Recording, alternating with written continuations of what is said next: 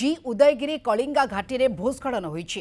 पहाड़ू भुशुड़ी गला माटी अतड़ा। वर्षा जोगु पहाड़ उपरू पत्थर सहित माटी अतड़ा धसीछि। कंधमालरू गंजाम यातायात ठप होईछि। बहु गाड़ी रास्तार दुई पार्श्व अटकी देखा मिली।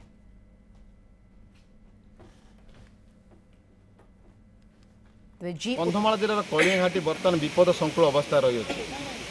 किसी स्थान में पानी खसी माटी खसी रास्ता अवरोध होती तो एवं यही स्थान में जो आप देखुं विराट विराट पत्थर खसी जाइए माटी खसी रास्ता अवरोध होगा सह रास्ता 30 ରୁ 40 फुट संपूर्ण धोई होती जहाद्वारा यातायात संपूर्ण ठप हो जाए।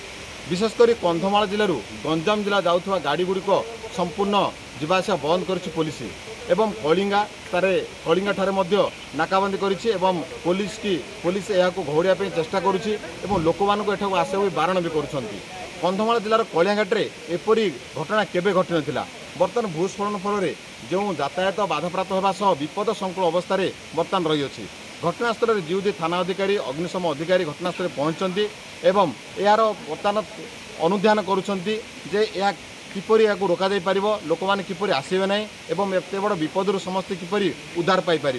बर्तमान देखूँ एत बड़ विपत्ति घटी जोटारे गंजाम जिला सेपटे गंजाम जिला अच्छी से पटे लोक भी रही एवं यपटे कंधमाल जिलार प्रशासन लोक मैंने रही।